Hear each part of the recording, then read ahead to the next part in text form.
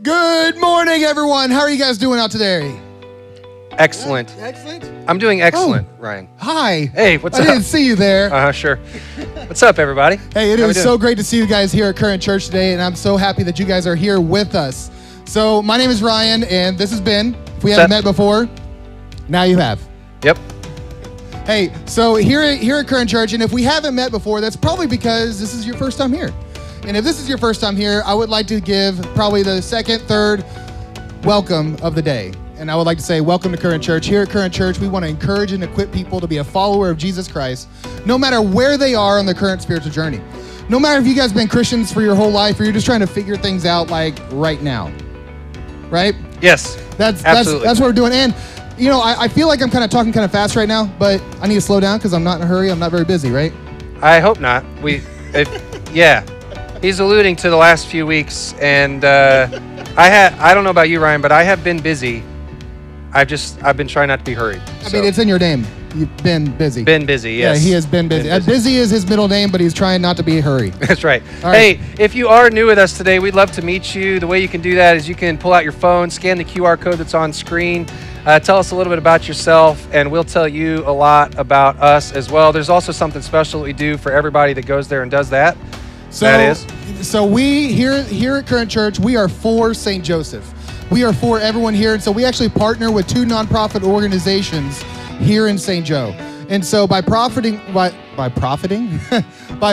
with these nonprofits who are doing an amazing job here in St. Joe, you guys will receive an email after filling out this form. If you send us that back, we will send $5 to that nonprofit organization on your behalf just for visiting Current Church today. I would like to say thank you for helping continuing the great work that's going on here in Current Church with those nonprofits. Yes. Yeah. So this week was back to school for many of you that have kids, and maybe some of you that are students here in the room. We're going to talk about that here in a little bit. Yeah. But that's we're not just up here wearing backpacks on just for the heck of it. There's actually I'm a reason. girl dad. Yeah. So That is surprisingly tiny. Anyway, it was back to school this week, and there was something that happened on Friday that tends to be kind of a big deal here in town. And now we've looped Savannah into it too. Oh, yeah. It's the football jamboree. You guys got the jamboree. How many guys attended jamboree this week in St. Joe? Right? We got some Benton representatives in here. Anyone? Nope. Okay. Anyone? Central? How about Lafayette? And is there any Savannah here? Okay. I like You're not it. going to be here today. I like it. So here's the deal. I didn't know this, Ryan, until this week, but there's actually like jamborees that happen in all the sports, like soccer and volleyball, and they all do their own jamborees where they come together and just determine which school in town is actually the best, right? How do they win? And well, I guess I don't know how it works, but what I do know is Savannah won on Friday night at the football jamboree. Okay. Come on, Savages.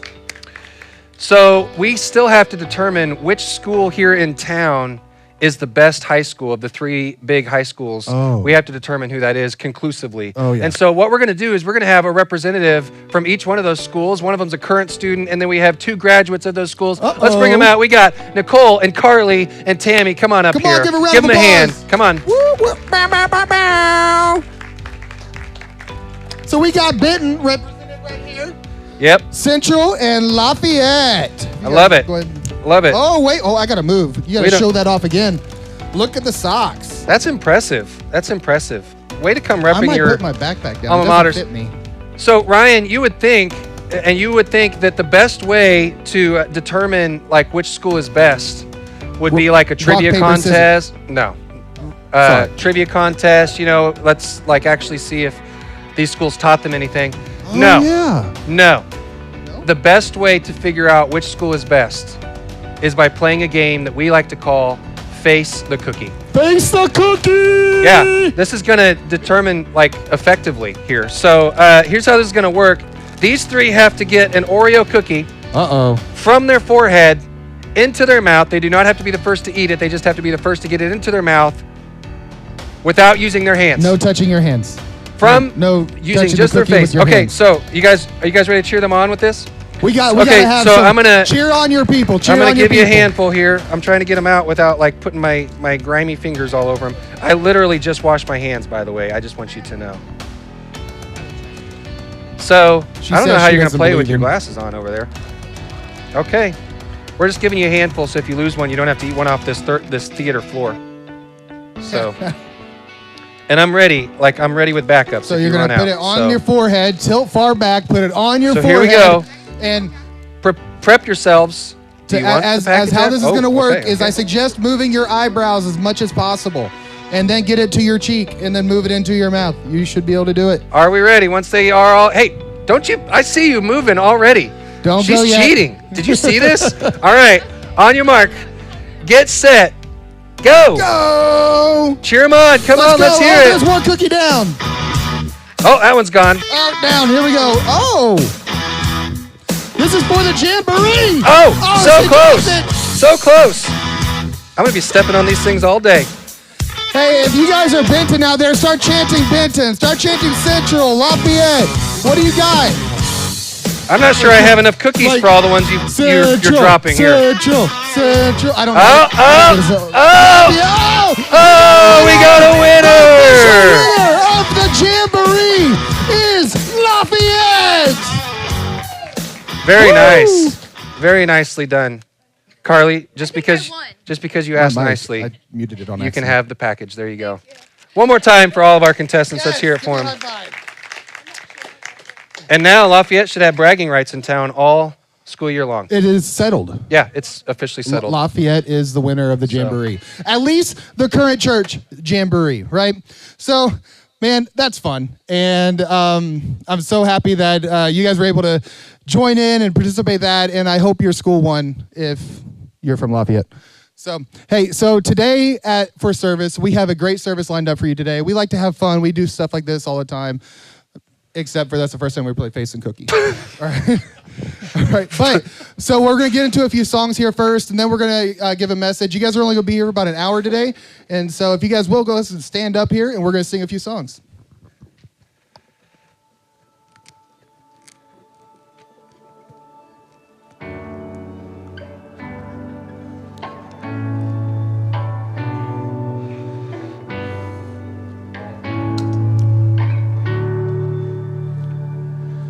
You don't just tolerate us, you don't have somewhere to go. We're not your trophy children you abandon when we roam. Your mercy's not a favor, and your presence isn't rushed. Oh no, our God is love. The cross was not a vehicle for you to finally care. When we look upon your character, your grace was always there. Acceptance not withheld from us, no need to measure up. Oh no, our God is love. And His arms are open for all to gather here. The cross has spoken, there's nothing left to fear. Once and for all He showed how far His grace would go for us. Our God is love.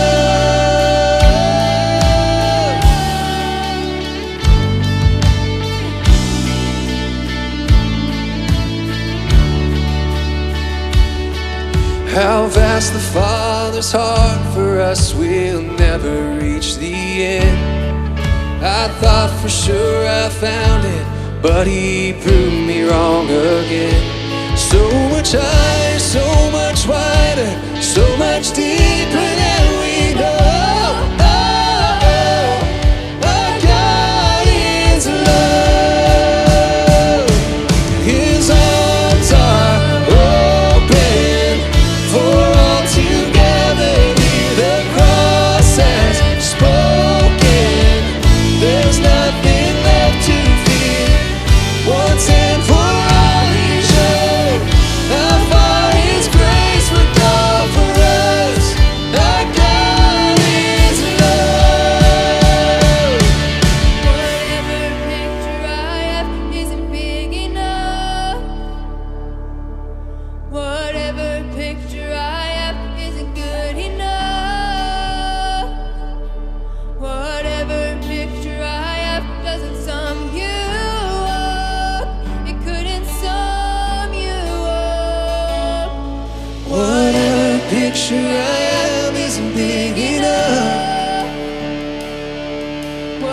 Whatever picture I am isn't good enough.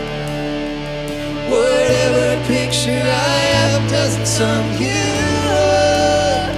It couldn't sum you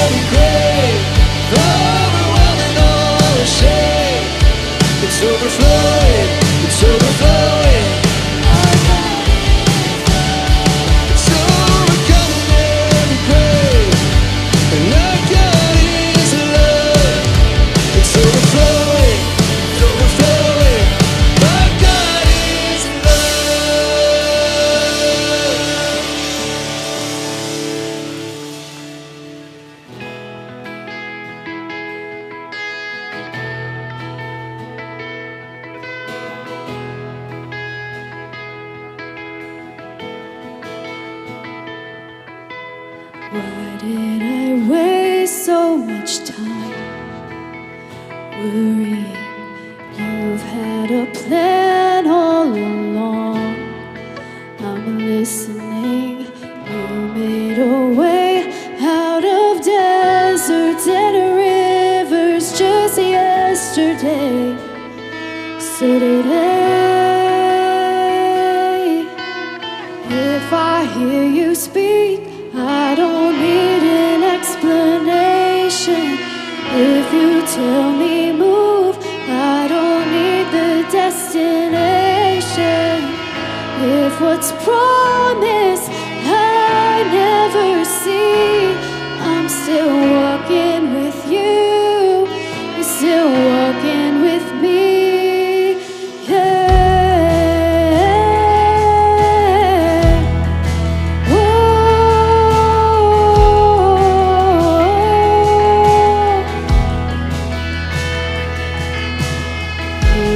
Redeem all the time it's been wandering.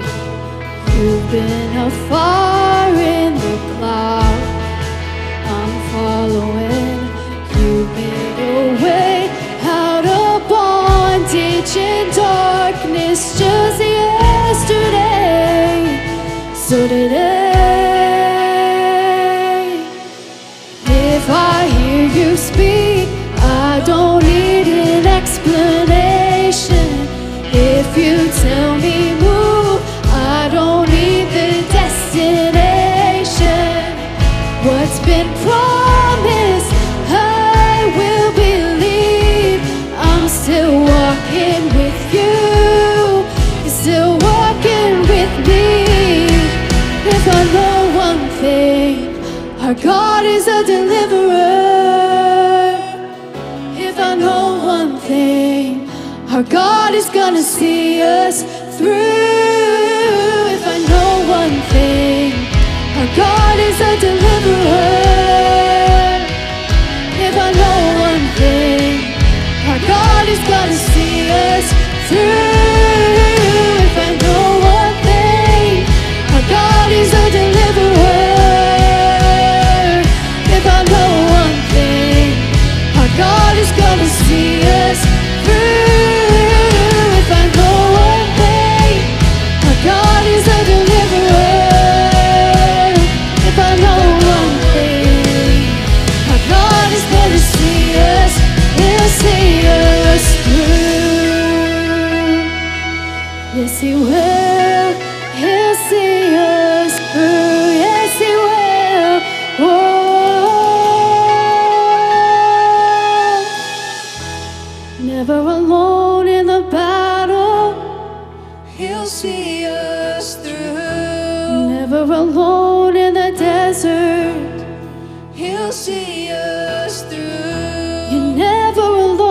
the fire. He'll see us through. Yes, He will. He'll see us through. Yes, He will. He'll see us through. Never alone in the water. He'll see us through. You're never alone in depression. He'll see us through. You're never alone in addiction. He'll see us through. Oh, yes, He will. He'll see us through. Yes, He will. He'll see us through. And all our anxiety, I know. He'll see us through. In our darkest thoughts, I know Jesus. He'll see us through. In every circumstance, I know. He'll see us through. Yes, He will. He'll see us through. Oh, if I know one thing, our God is a deliverer. If I know one thing, our God is gonna see us through. If I know one thing, our God is a deliverer. If I know one thing, our God is gonna see us. He'll see us through.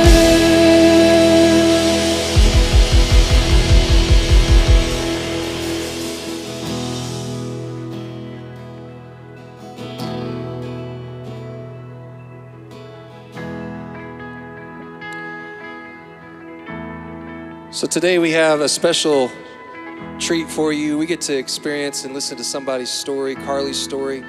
She shared it with us a while back, and then she got baptized and went public with her faith. And so we're going to celebrate that story together with you today. So you can go ahead and take your seat. We're going to invite you to watch this video. And when she comes up out of the water at the end of her baptism, we just want you to celebrate that in a big way and let her know how proud of her that you are today for going public with her faith in Jesus. It's a big deal to us. It's a big deal to God. So go ahead and turn your attention to the screen. Hi, my name is Carly Thompson. I'm a junior at Central High School, and I'm here to share my story. Growing up in a Christian home, my parents are very religious. They always taught us things about God and what Jesus has done for us. Growing up, my stepdad's always taught me new things from the Bible, stories that I should hear, and things that changed my perspective on what I knew. In 8th grade, I had a friend named Liv. She brought me to church with her at World Life. We went to youth group together, and I got to meet new people. I got to hang out with her, so it was nice to learn new things with somebody that understood and have a friend that understood what I understood. We both learned a lot, and she helped me kind of get into my faith. I started struggling with anxiety and depression, and kind of stopped me from showing much more of my faith and trying to learn new things. I started to just not really care as much as I should have. Coming to Current with my family, I started off it wasn't the biggest thing for me. It wasn't something that I really felt I needed or wanted in my life, but attending services every Sunday, I started to learn more, and it helped me want to be there and want to learn more about God and Jesus and how He died for me. I've kind of found a way to understand and get through my anxiety and depression, because I've always known that God's there with me, and He's just in my heart walking with me as I go, so I have nothing to be scared of anymore. I'm getting baptized to show not just Current and my family and friends, but the world, that I believe in Jesus and God, and I believe that Jesus died for my sins. My name is Carly Thompson, and I'm getting baptized to go public with my faith. Carly, based on your profession of faith in Jesus as your Lord and Savior, it's my privilege to baptize you in the name of the Father that loves you, in the name of the Son who gave His life for you, and the Spirit who lives inside of you.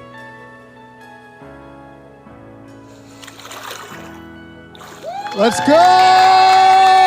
Yeah! Woo! Carly, that was awesome. We got Carly here. She came out of the water and she appeared right before you. So, Carly, it's hard to see up here, isn't it? You can't, when we say you can't see anything, you really can't, can you?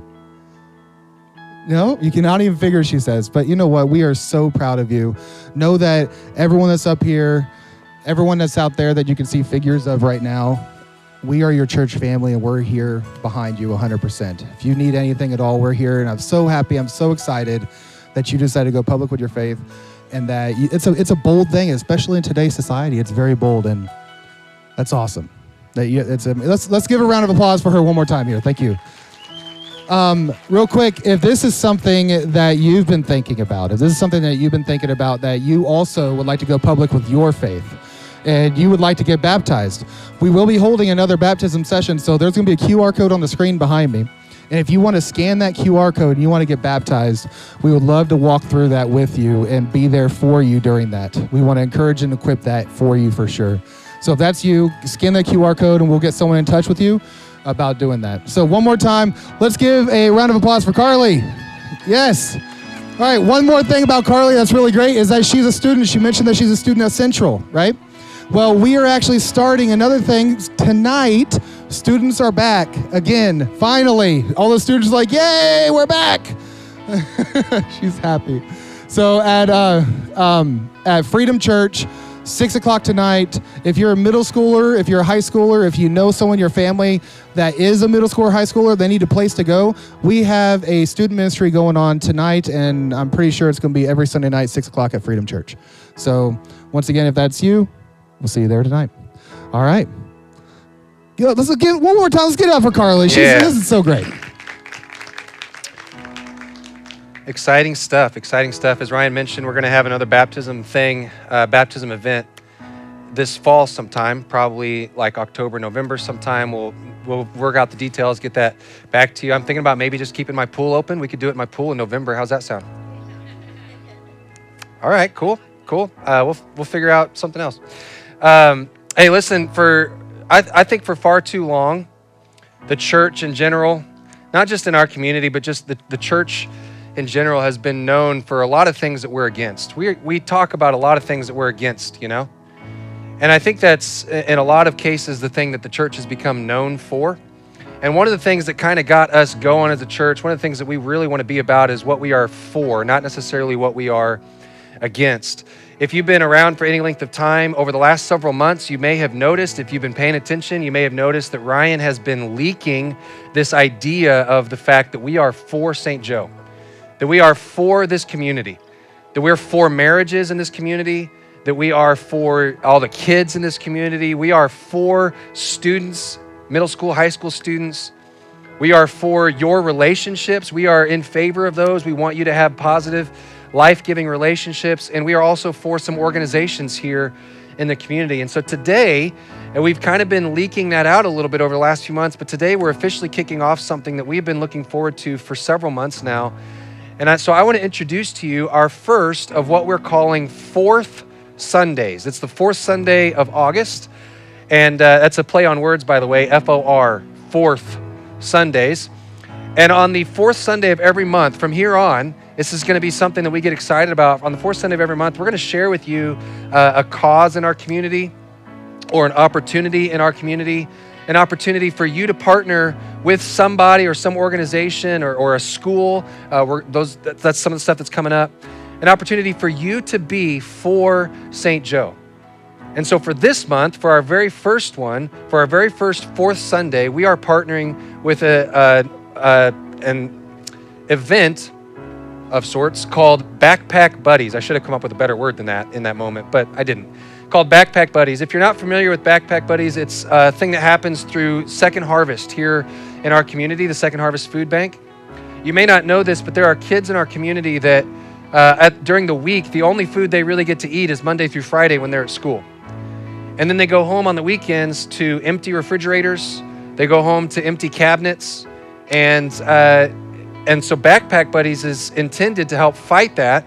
And so I got this information from them this week. They send backpacks like this one. I'm not just wearing a backpack for fun. Full of food, not Oreos, by the way, but full of nutritious food They send that home every weekend with 2,587 kids in our community that otherwise would not have food. And so we want to actually increase that number for them. And so again, we want to be for St. Joe. And so the way you can do that, you can scan the QR code that's going to come up there on screen, and you'll notice that it's a For St. Joe QR code specifically. And this is one that you're going to see every fourth Sunday. And so here's what I'm asking everybody in this room to do. If you're watching online, I'm asking you to join in this as well. We're asking for 100% participation. So even if you're here today for the very first time, I'm inviting you to something today because, again, it's not about us. It's about something that we can do to be for this community. And so I'm asking everybody in this room to give $4. Fourth Sunday, $4. That's it.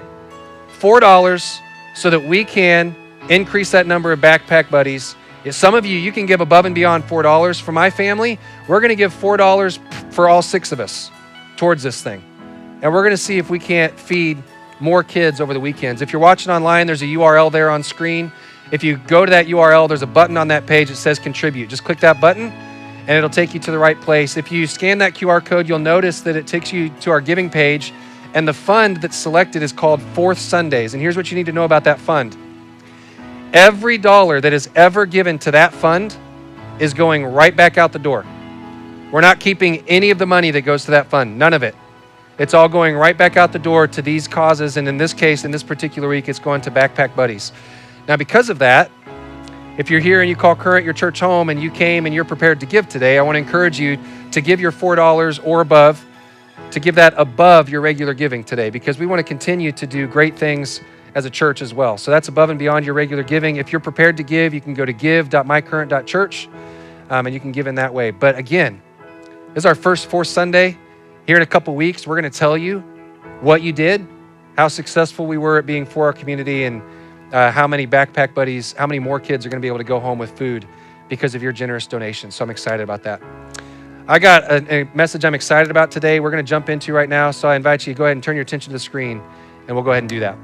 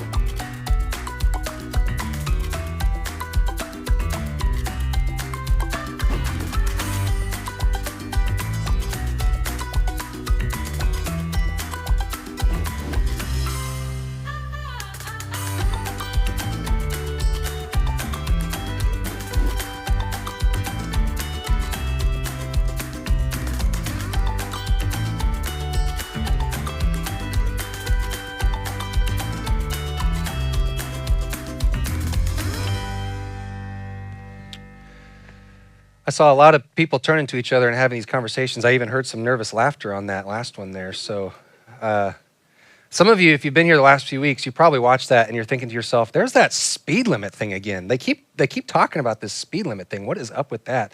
I'm just trying to make your lives better or miserable. You take your pick, I guess. I don't know. But I was watching that this week and I thought maybe we should just do a whole 5-week series on those 5 things. How about that, based on the conversations that were happening? No? All right, that's cool. Hey, if you've been around here for a little bit, then you have probably at some point heard us say one of these 2 phrases. We say them very often. One of them is circles are better than rows. And the other thing that we say often is that life is better connected. And even if you've never heard us say either one of those things before, you still know that these things are true in your own life. You've experienced that in your own life. Just think about it. This week, school started for your kids, or for some of you in the room, school started for you. And even if it didn't start for your kids, you remember what it was like. I'm sure most of you remember what it was like being in middle school, right? You're sitting in a middle school classroom, you're sitting in rows, you're learning stuff. That's good. Like, we should be learning stuff. But what were you really looking forward to as a middle schooler? When the bell rang and you could go hang out with your people, right? Or when school, like the last bell of the day rang and you could go find your circle, find your friends, right? This week, my wife and I, we moved our oldest into his dorm room at college, which, boy, that's Like that's a surreal feeling. How many of you, just show of hands, have moved a kid into college in the past? A few of you, yeah. Isn't that crazy? Like that's a crazy experience, right? So we moved our oldest into college for the first time, and as we were moving him into his dorm, I kind of took a peek and looked around at the commons area. Like those dorms always have the commons area. I remember when I was in school, this is what I was thinking for him. I was thinking when I was in school, learning was great, but I can't really tell you half of what I sat in those classrooms and learned, but I could tell you all kinds of memories from sitting in those commons areas with my friends, because all of us, we're interested in our circles, right? Life is just better connected with other people. We gravitate towards people that accept us, right? I mean, I love what happens in Rose on Sunday mornings. I love this every single week. But I'm telling you, circles, like that's where it's at. And around here at Current, we refer to our circles as community groups. And we don't call them community groups because of like a specific community area that those groups are based in, but it's about creating community within our community groups. Community groups are a place where you can be authentically known by somebody. In fact, Ryan, who you've met multiple times now this morning, Ryan is our adult ministries director, which means he oversees our community groups here at Current. And one of the things that he and I have actually talked about in the last year is we've done some lunches together and talked about groups. We've talked about the ABCs of groups. And the ABCs, which I'm going to tell you in just a moment, are something that we want to see happening in all of our community groups, and that in all of our circles, really. And that includes in our kids' environment. You may not know this, but in our kids' environment, every single Sunday, they have a moment where they sing songs, they learn a lesson, but then they have a moment where they get in a circle. And there's an adult leader that's invested in their lives. And we want to see the ABCs, again, I'm going to tell you in a second, of groups happening in those circles with the kids. On Sunday nights, starting tonight with student ministry, they have a moment every single week where they sit in a circle and actually discuss what it is that they're learning with people that are like them and get life like them. It's a chance for them to actually grow. It's a very high priority for us that we are sitting in circles. And again, the ABCs of community groups are huge to us. The ABCs of groups are this: accountability, belonging, and care. We want to see accountability happening in our groups. This is what accountability is in groups. It's when we are able to ask one another, or somebody's able to ask you, hey, how are you doing? How are you doing? And not just like, how are you doing? Are you good? But like, how are you doing at being a good father or husband? How are you doing at being a good mom or wife or grandparent? Or how are you doing at your work relationships, at your job, at following Jesus? Are you doing your best? And then when it comes to belonging, we want you to belong somewhere. We want you to find a place where you are missed. And let's just be honest, that's difficult on Sunday mornings with the number of people that call Current their home. There's going to be times where you're not here and nobody will notice. That's just kind of the nature of church on Sunday mornings. But the great thing about groups is it's a place where you're missed. Like my group, I'm telling you, part of it's because we meet in my house. But if I wasn't there at group, they would know. Like they'd be like, where's Ben, right?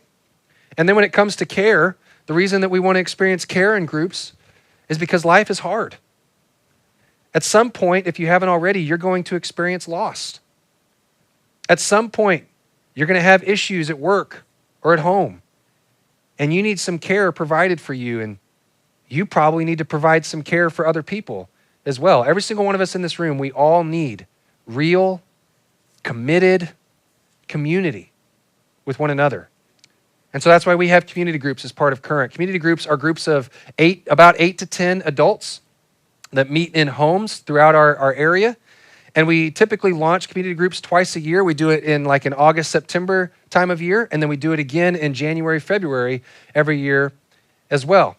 And so you're going to have an opportunity today at the end of our time together to express some interest in groups. But before I give you that opportunity, first I just want to tell you why. Like, why do we do community groups here at Current? For my wife and I, for Amy and I, we have been doing the community group life for many years. In fact, this week I was thinking about how long we've been doing this. It actually started for us when we were in middle school. When we were in middle school, our youth ministry, they started doing groups in homes, and that's when it started for my wife and I. And so doing the math, that's about 26 years now that we've been in groups. This goes way before Current. And we did not get into groups because we needed more friends. It wasn't about making more friends. That's not what groups are really about. And we also, here at Current, we don't do groups because doing groups as a church is an easy thing. Like, it's just easy for us to throw some groups together and make it happen. It's not easy. In fact, I'll tell you this, Ryan is responsible for our groups, and he's got a busy 2 weeks ahead of him to put together some groups right here in our church and to get some groups restarted that have been taking a break for the summer. He's got a lot of work ahead of him. While, by the way, he's not a paid staff position. He's got a full-time job, right? And he's got some new stuff he's navigating with his girls. They're going to a new school. So he's got a lot of stuff on his plate. It's not going to be easy. We don't do it because it's easy. We also don't do it because it's a moneymaker for us, that's for sure. Because as many of you that have been in groups know, we don't take up any offerings. It doesn't make any money for us, in fact, to do groups as a church. And probably one of the most interesting thing about doing groups is that it decentralizes what we do here on Sundays. Meaning on Sundays, we all come together. It's awesome. It's amazing. We experience God. But groups actually kind of spreads us out all over the community. I'm able to come here on Sundays and communicate what I think is important for you guys to hear and challenge you. But in homes throughout the community, during the week, who knows what's being said? Who knows what's being taught? It's a little bit risky for us. So again, it kind of begs the question, why are groups important to us? And the reason that they're important to us is because we believe they're essential for you. We believe they're absolutely essential for you. They're essential for me. They're essential for my kids. They're essential for your kids. They're essential for our middle school and high school students. Groups are probably essential for your marriage and your parenting. And by the way, the idea of kind of decentralizing religion, decentralizing the church, and having a group of people around him, that was actually one of the things that set Jesus apart in his day.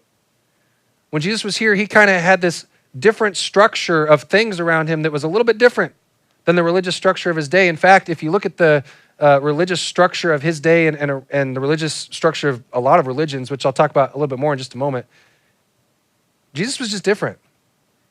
Maybe for you, the idea of religious structure is part of the reason why you struggle a little bit with church, why it's not a big deal to you.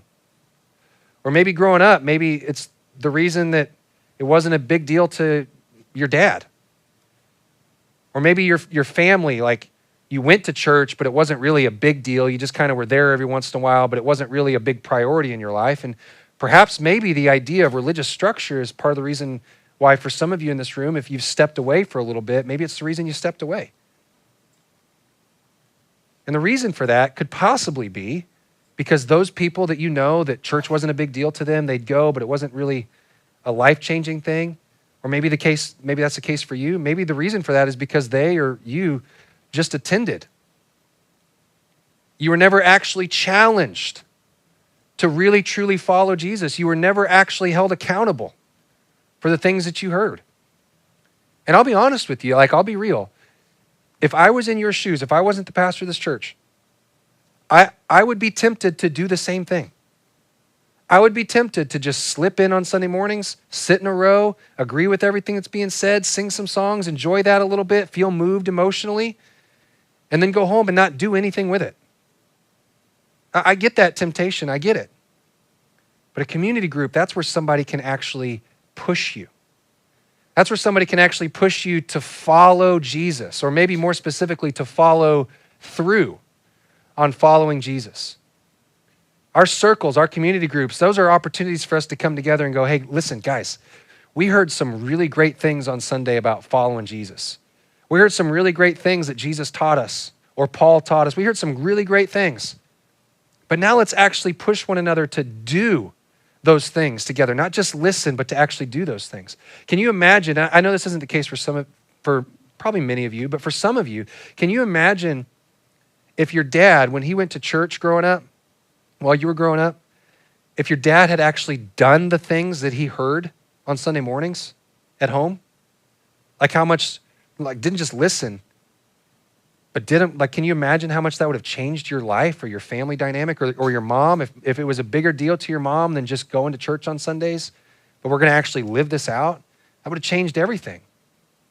But this idea of just going, getting through it, going through the motions, that's not unique to your parents or any other figures in your life that you might be thinking of at this time. That's actually true of all religions, really. If you look at all religions, ancient religions, modern religions, all of it, including Christianity, it's almost as if the goal of religion is to keep things in-house and vertical, right? Meaning we try to keep things in the church and we try to make things about our relationship with God. Traditionally speaking, we like to say things like, hey, we're gonna come together in the house of God. Let's come together in the house of God, which, by the way, is kind of theologically incorrect anyway, because you and I are the house of God, just so you know. But we don't actually have that problem at Current, because think about it. We're not inviting you to a house of God. I don't think I would label a theater as a house of God. Anybody? Yeah? No? Okay, I didn't think so. So we're not really inviting you to the house of God on Sunday, so we don't really have that problem. But it is a good thing for us to come together. It's a good thing for us to join together, to worship God, to connect with God. That's important. But usually what happens, I know this is typical for a lot of us, is we come together on Sundays, we experience something that makes us feel really good about ourselves, like, I'm so glad I did that, I feel good about myself having done that. Or on the flip side of things, we feel super spiritual because we've been made to feel really bad about ourselves. You know what I'm talking about? And I was made to feel bad about myself, and now I feel better because I'm going to do something about it, right? But then we don't, The reason for that is because that's just kind of the case with all religion in general. And Jesus challenged that way of thinking. And Jesus reversed that way of thinking. And one of the times that he did that is in something that we're going to look at kind of at length today. We're not going to look at all of it, but we're going to look at pieces of a sermon that Jesus gave. We call it the Sermon on the Mount.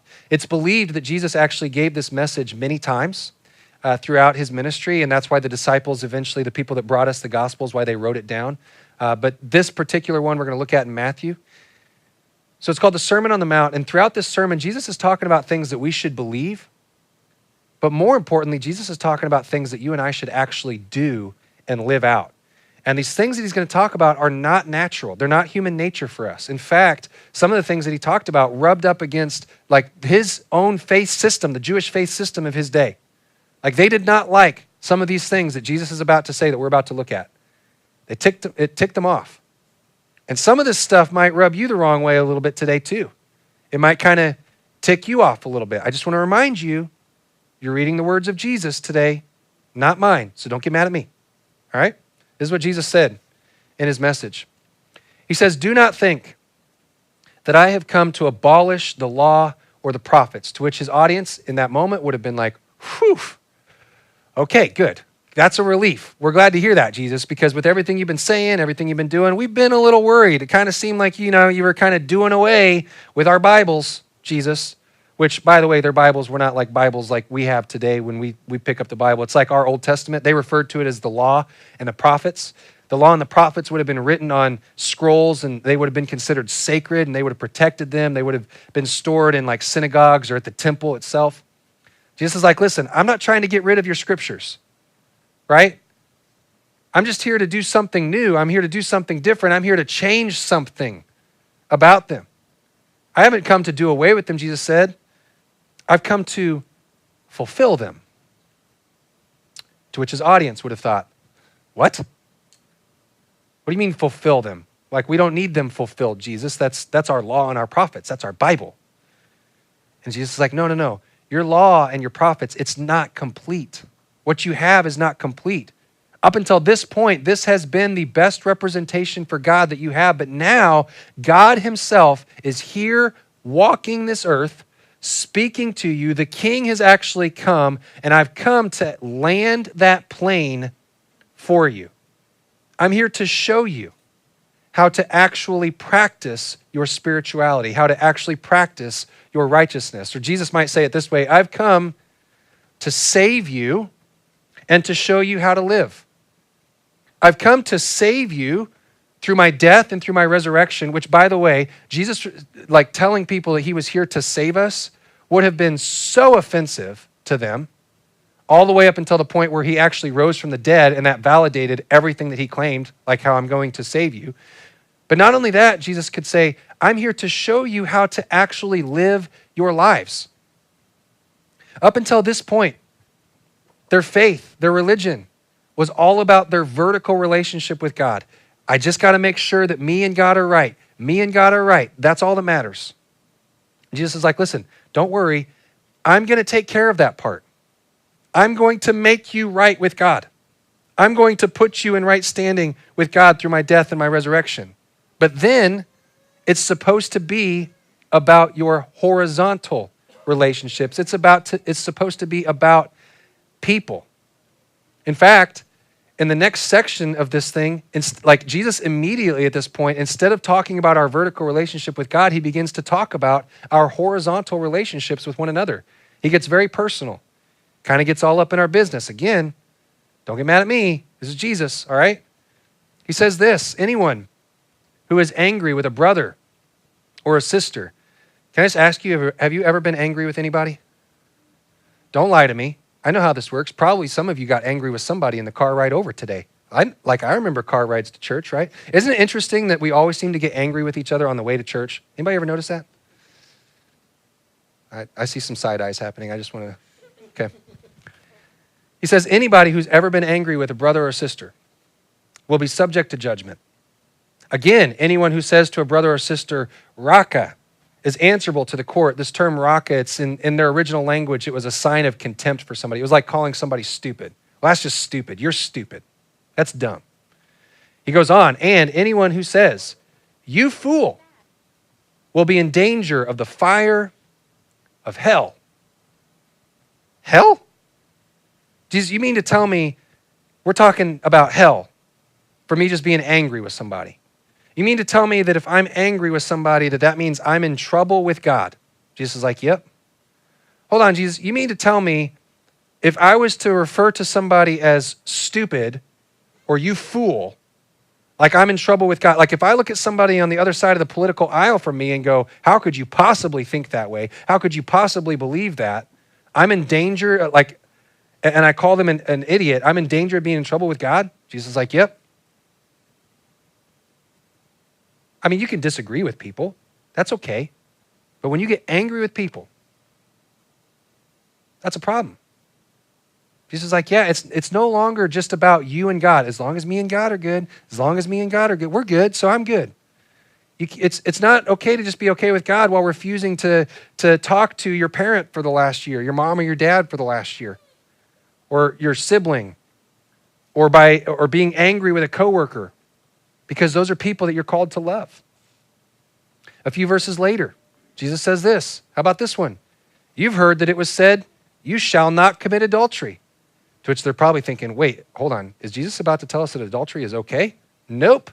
He's about to take it a whole step further. Jesus is like, no, listen, your heavenly Father, he doesn't just want you to not commit physical adultery. He wants your mind, your heart, your eyes, all of it to not be adulterous. He says, this is my way. I tell you this, that anyone who looks at a woman lustfully has already committed adultery with her in his heart.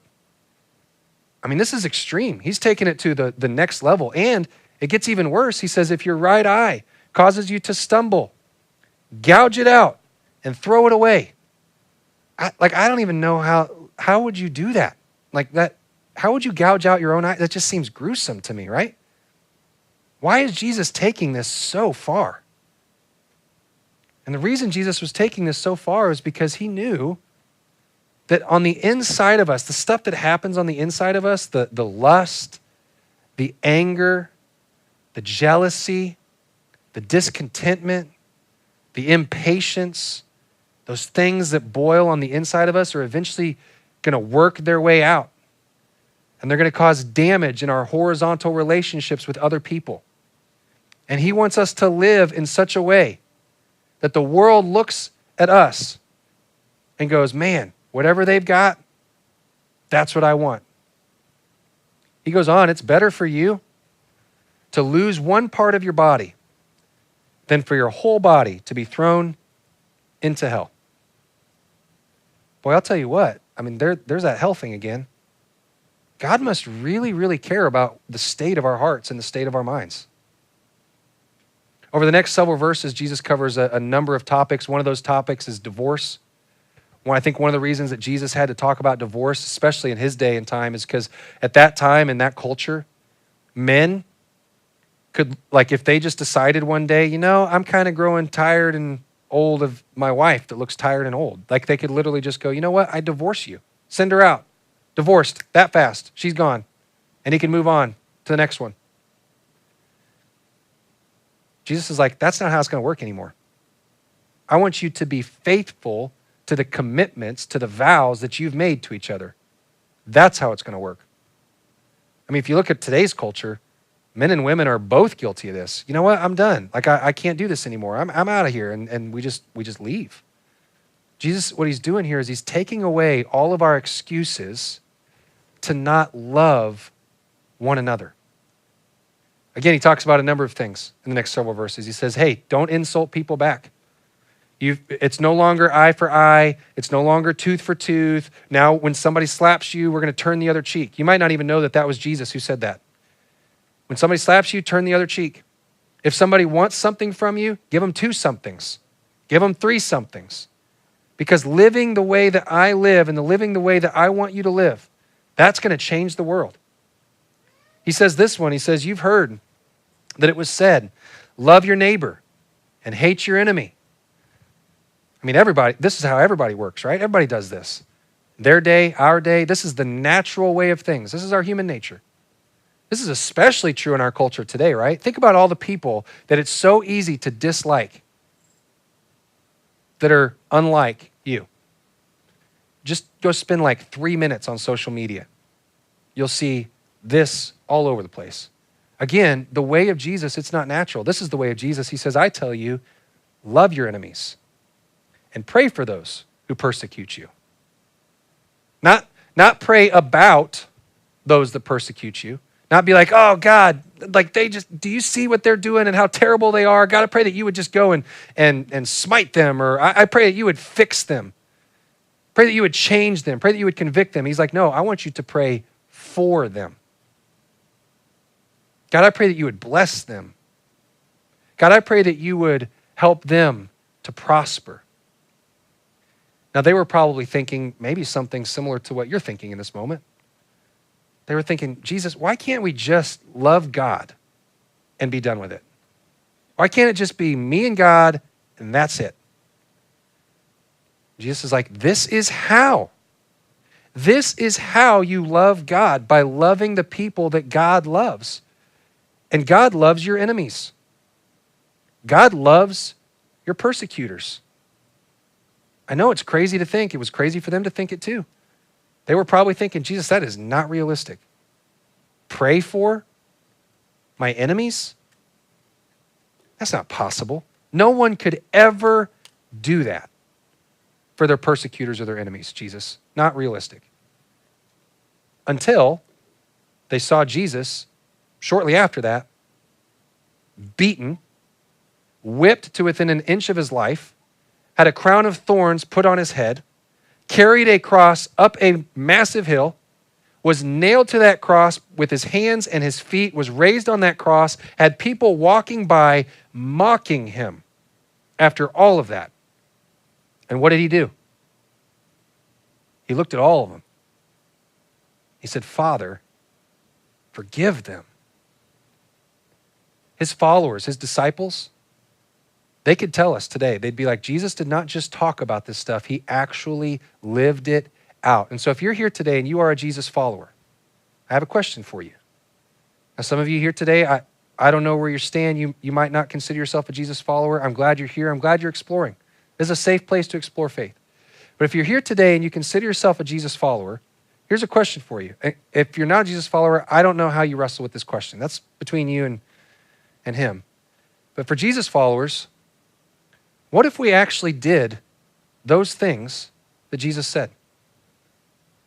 What if we actually lived that way, especially in today's culture? I mean, there's a lot of people that are going to disagree with you in today's culture, but what if you actually lived the way of Jesus today?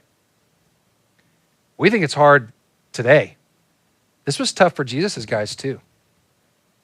In fact, I imagine probably one of Peter's least favorite days, at least in the moment, of his entire life was the day that he was hanging out with Jesus.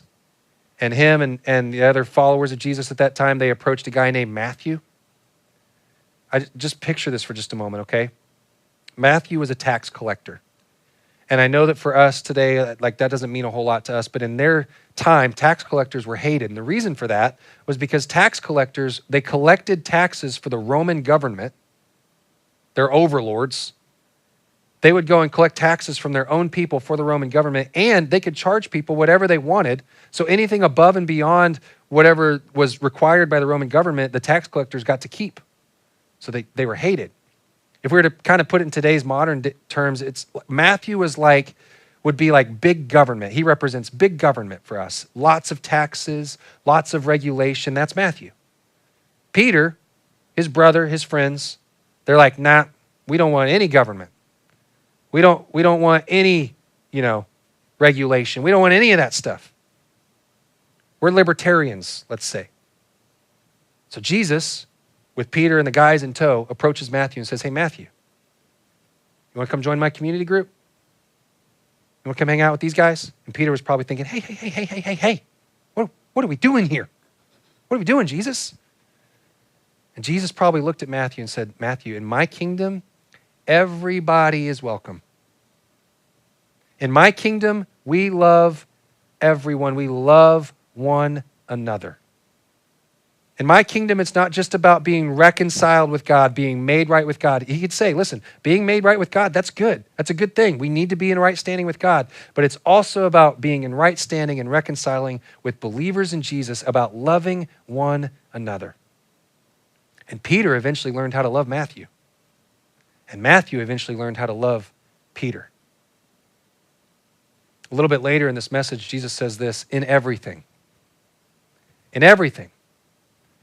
In every circumstance, at home, at work, in your parenting, in your marriages, in your politics, in your neighborhood, in everything, every circumstance, do to others.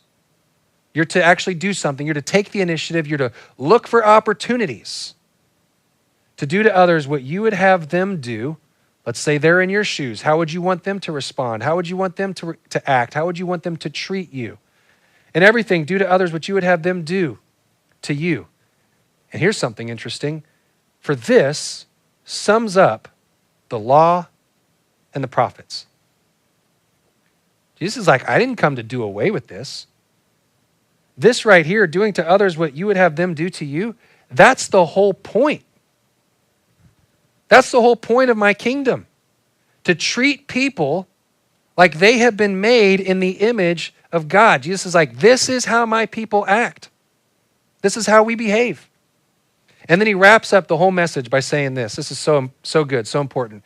Therefore, everyone who hears these words of mine, here's the things we talked about today, here's the other parts, and puts them into practice, is like a wise man who built his house on the rock. If you grew up in church, you might have a little song playing in your head right now. Congratulations. It might be playing all day for the rest of today. Song, very popular song when a lot of us were kids about this. That's not important. But it's about hearing, but now we're not just going to hear, we're actually going to do something with it. Why? Because the way of Jesus, what he's encouraged us to do here, it's a better way. The way of Jesus it'll last. It'll stand the test of time.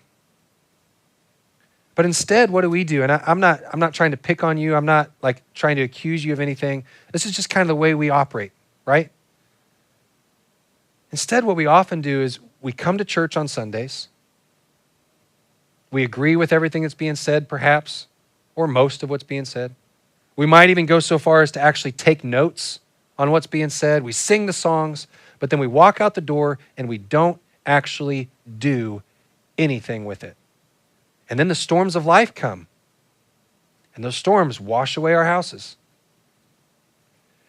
I mean, it is true that you are saved. You're made right with God by your faith in what Jesus did through his grace towards you. But then that should lead you to actually doing something with it. Doing something like Jesus did something. Jesus embraced lepers. Lepers in his time were severely contagious. They had a disease that would eat away at their skin until they died. and yet Jesus would embrace them. On 2 different occasions, Jesus actually worked with Roman soldiers. Again, Jewish people did not associate with them. They did not like them. But on 2 occasions, one occasion, Jesus healed a Roman soldier's servant. On another one, he healed a Roman soldier's son. The first century church, they saw Jesus live this way. And then they decided to live this way. And it changed the world. They decided, hey, we're going to live that way. And we're going to give that way. And we're going to forgive in that way. The one another, loving people way. And they did this. They lived this out, by the way, in the time of the Roman Empire, which was very much against them. In fact, there was a Roman emperor named Nero. Don't know if you've ever heard the stories. Look it up. They're interesting.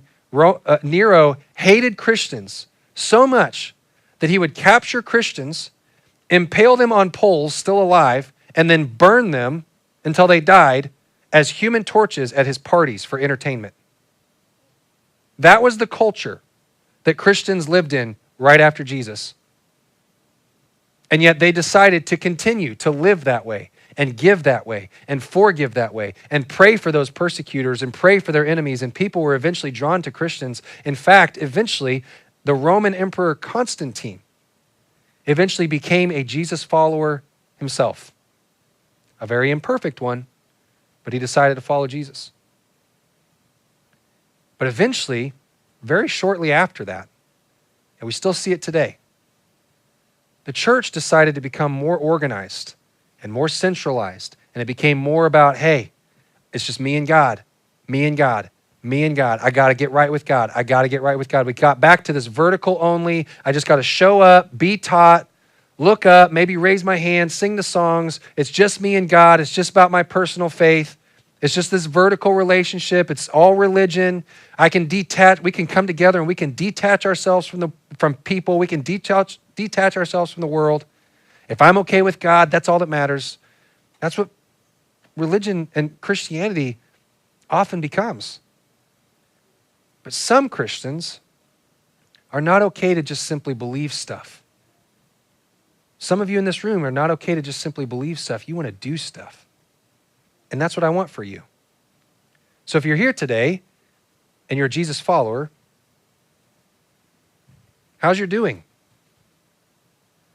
Are you doing anything with what you've been taught? Or are you just mooing? I know, awkward laugh because you don't know what I mean by that. This is what I mean by that. When you show up on Sundays, you sing the songs, I get up here, I start talking, and you're like, that's good, Ben. We're just mooing, right? We take notes. We agree with what's being said, but then we don't actually do anything with it. Unfortunately, a lot of times, this is what the church has become famous for. And this is why you need a circle. This is why you need people. Our biggest goal at Current is to help people follow Jesus, to live like Jesus, to act like Jesus, to treat people like Jesus, not just show up on Sunday, not just like listen to a 35-minute message, sing a few songs and go home, listen, agree, but have it make no difference. We need accountability. We need belonging. And we need care. Because the truth is, life is complicated. Life is difficult. It's hard. It's difficult for all of us to navigate. And if you're not in the middle of something right now, you're going to be in the middle of something very soon. And you're going to be tempted to give up living the way of Jesus, like some of the things that we've looked at today. I know I make this sound easy every week. I know every week I give you some version of this right here. Hey, just follow Jesus. Hey, here's how we're going to follow Jesus this week. See you next week. I know I say something along those lines pretty much every week, and it sounds easy, but that's not easy when it comes to your relationships with your mom or your dad or your son or your daughter or your husband or your wife or your boss or that coworker that just seems to intentionally be looking for ways to bother you, you know? And you might even be sitting here today and going, Ben, like, yeah, you have no idea. You have no idea what my story even is. And the truth is, I don't. I don't know what it's like to live your life. But I bet you there's somebody in this room that does. I bet you there's somebody in this room that's been there, and you need them. And the truth is, they might need you too. Because the reality is this, on Sunday mornings, I can't be there for you. There are over 100 people that call this church their church home. I cannot be there for all of them, but somebody can. It's why I love that somebody's there for our middle school and our high school students, that they're there for each other, and there's also an adult that's there, that's leading them through discussions on Sunday nights. It's why I love that maybe today you're here and you're navigating life as a blended family. There are other people in this room that are navigating life as blended families. Maybe you're here today and you're trying to figure out what it's like to navigate life as an empty nester. There are other people here that are navigating life in that way. You need people that get life like you get life. Some of you here today, you might know a little bit about the Bible and you might have some incredible life experience that would be so helpful for somebody. And you might have the ability today to just simply lead a group through some discussion questions every week. It's that easy. Just leading a discussion, a conversation through some questions. Again, I love what happens here in Rose on Sunday mornings. I love Sunday mornings. But it can't stop here. It can't. It can't stop here. That's why I love what's happening in this group that Heidi's now leading, officially as of this week. Ryan's been leading the group, but Heidi has stepped up to lead it. They just went out, this is from this week, they just went to dinner this week. I love hearing the stories of what's happening in this group every single week. The good stories.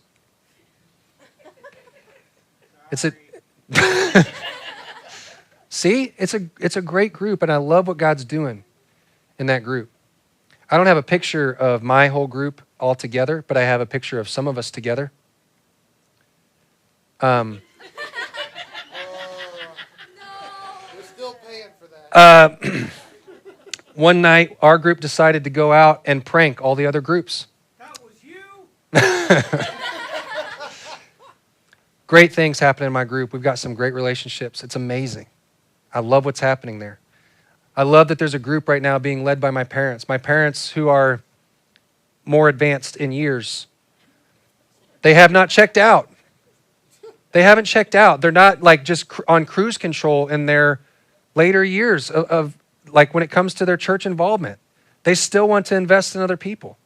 I'm telling you, you need a group, and I need a group, and your wife or your husband, they need a group, and your kids, they need their groups on Sunday mornings, and your students, they need their groups on Sunday nights.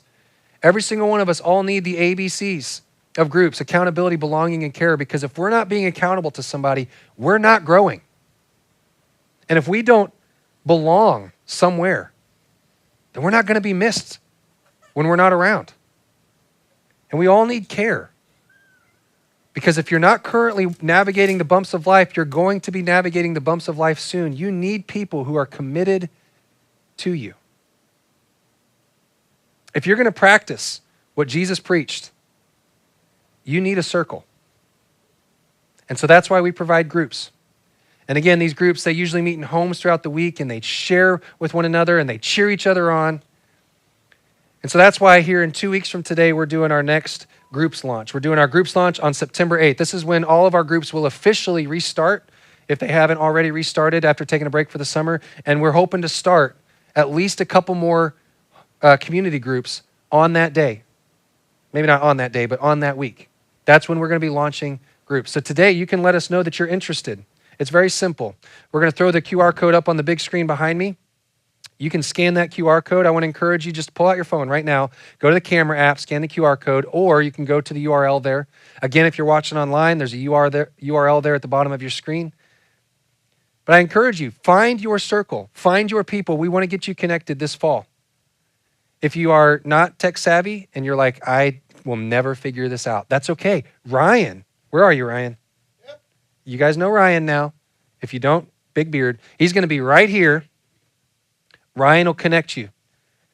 He's going to spend the next couple of weeks helping you find the place that's right for you. You might be here today, you might be unsure. You might be like, I don't know about this, Ben. You're not committing to anything. You can scan that QR code. Let us know you're interested. You're not committing. You're just saying, hey, tell me more. And Ryan will tell you more. If you're new with us today, if this is your first time with us today, this is the best way for you to get connected to other people in our church. This is it. This is the way you get connected to other people right here. And if you're not new with us, you might be thinking to yourself, especially if you've been here the last few weeks, Ben, my life is busy. I got a lot going on. I don't know if I can add another thing. It's hard for me to take that next step. I just want to challenge you a little bit. The last few weeks, I've been telling you, you have to figure out what are the things in your life that are worth your yes in this season. And I'm telling you, groups is worth your yes in whatever season of life you're in. This is an opportunity to be doers, not just hearers, but actually do something. You need people. And so here's how this is going to work. I'm not going to close in prayer today. That's it. This is the end of service. We don't have any music. We're not going to use, music to move you emotionally or spiritually. There's no manipulation involved. Just, hey, you need this and I need this. So we're taking this step together. So on your mark, get set, go. I'll see you guys next week.